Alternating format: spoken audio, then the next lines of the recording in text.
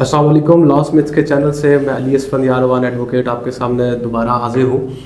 हमने पहले नशिस्त के अंदर वर्क प्लेस हरासमेंट और ख़वातीन जो पेशा वराना मसरूफियात में पूरा दिन सर्फ करती हैं उनको पेश आने वाले हरासमेंट के मसाइल को भी एक डिस्कस कर चुके हैं। इस नशिस्त के अंदर हम यहाँ पे एप्लीकेबल लॉ को अपने साथी दोस्त की मदद से कुछ ज़्यादा तफसीलन और इसके बारे में मज़ीद तफसीलात अपने साथी एडवोकेट से जानना चाहूँगा मैं भी, ताकि वो आप लोगों तक भी आसानी से पहुँच सकें। अस्सलाम वालेकुम, मेरा नाम स्वयं है और मैं पिछले 6 साल से शोबा वकालत से मुंसलिक हूँ। करंटली मैं federal ombudsman secretariat for protection against harassment का एक प्रो बोनो लॉयर भी हूँ, जहाँ पे मैं फ्री सर्विसेज या प्रो बोनो सर्विसेज लिटिगेंट्स को प्रोवाइड कर रहा हूँ।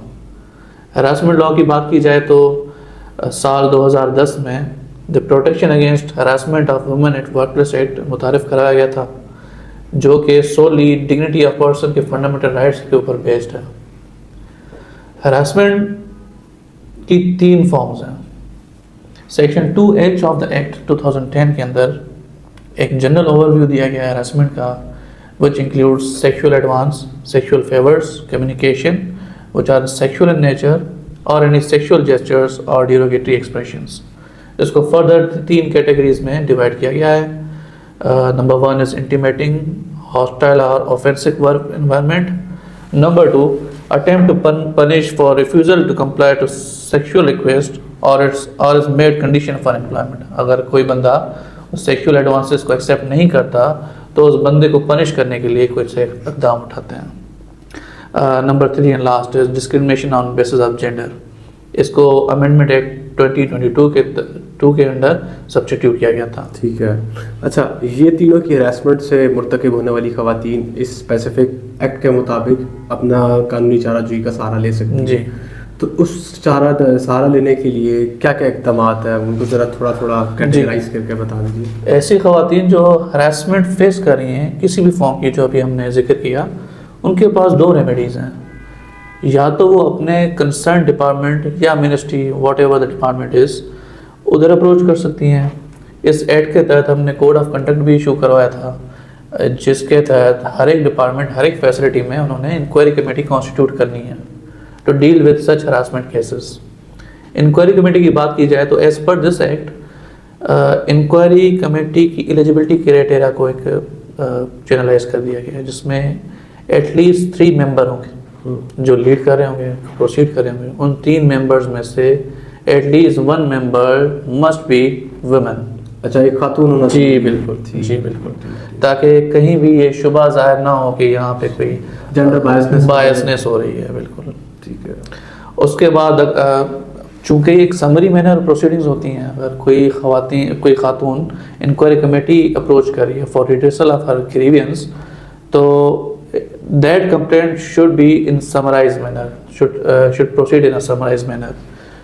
जैसे कोई कंप्लेंट आती है उसके बाद शो कॉज नोटिस इशू होगा रिस्पोंडेंट को, वो अपना रिटन डिफेंस सबमिट करेगा और उसके अकॉर्डिंगली डायरेक्ट एविडेंस हम कॉल करेंगे। मतलब कोर्ट प्रोसीडिंग की तरह ये भी पहले आपका दावा जाएगा फिर जवाब आएगा? ना, that is not the scene.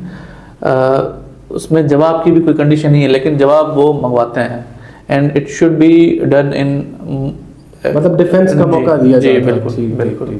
और इसकी कैटेगरी के लिए उन्होंने टाइम लिमिट प्रिस्क्राइब कर दी है कि विद इन 90 डेज से ज़्यादा तजावुज़ नहीं करेगी ये प्रोसीडिंग्स। और ये इम्प्लीमेंट भी होता है? जी हो रहा है, बिल्कुल हो रहा है। और इसके तहत माइनर और मेजर पेनल्टीज़ भी आयद की जाती हैं। डिपार्टमेंट खुद माइनर पेनल्टीज़ में सेंश्योर आ जाता है आपके पास, विद होल्डिंग ऑफ प्रमोशन और इंक्रीमेंट, और stoppage of promotion time scale और इंक्रीमेंट आ जाता है, और कंपनसेशन भी रिकवर करवा के दे सकते हैं कंप्लेनेंट को।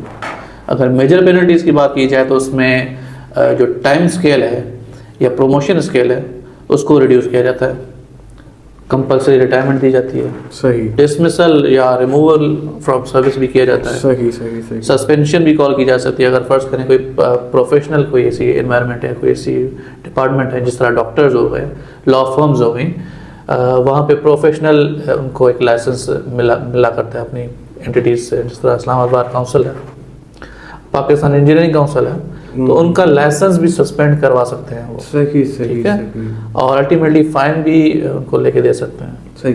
अच्छा मुझे बताएं कि ये क्योंकि नाम इस तरह का है फेडरल ओम्बड्समैन, तो जी। लगता भी यूँ है कि जैसे सिर्फ फेडरल या फिर वफाक के रहने वाले लोग इससे मुस्तफ़ीद हो सकते हैं।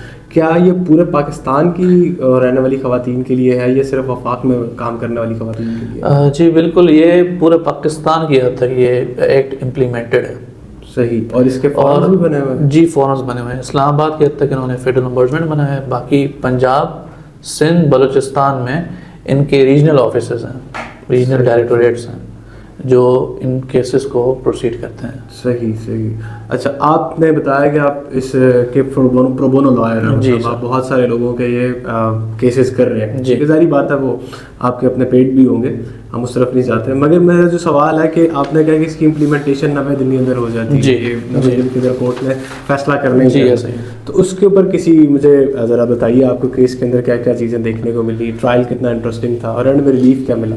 बेशक पार्टीज़ के नाम और वो मैटर ऑफ इंटरेस्ट जो है उसको मत जरा थोड़ा सा चूँकि ये एक्ट डिग्निटी ऑफ पर्सन को सेफगार्ड कर रहा है, इसीलिए उस पर्सन की जो डिग्निटी एट स्टेक है since the day of facing harassment और filing of complaint and pursuing it, so federal ombudsman का ये मयार है कि वो विद इन नो टाइम इस चीज़ को एजुडिकेट करे ताकि उनकी जो राइट ऑफ डिग्निटी है उसको फर्दर सेफगार्ड किया जाए।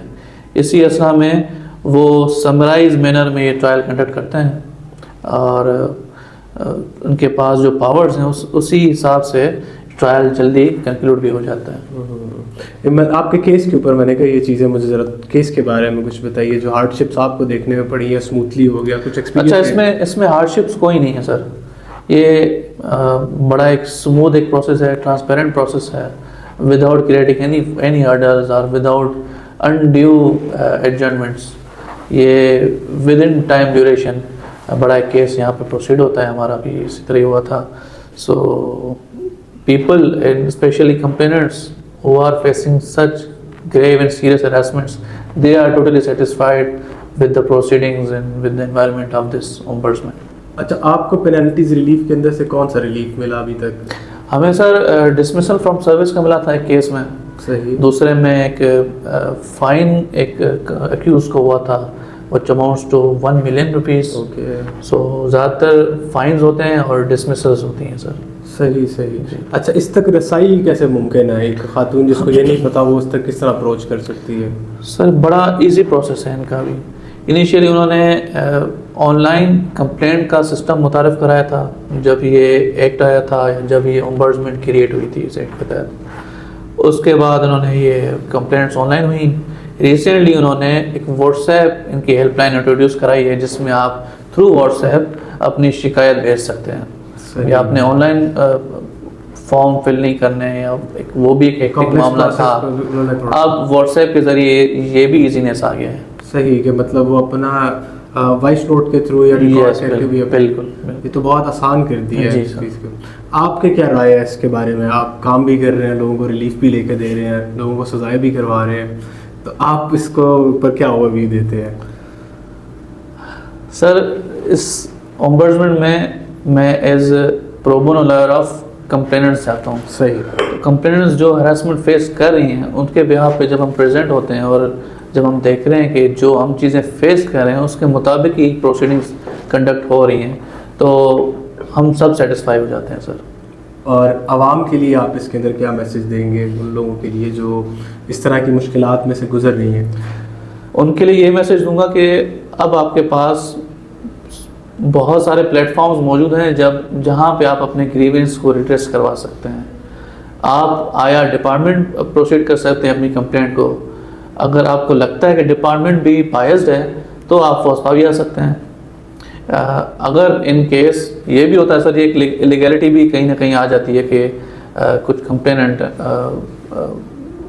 जिनके पास नॉलेज नहीं होता वो इनिशियली अप्रोच करते थे इंक्वायरी कमेटी में और उसके बाद जब उनको पता लगता है कि जी इंक्वायरी कमेटी बायस्ड है तो फिर वो ये समझते हैं कि हम फोस्पा नहीं जा सकते।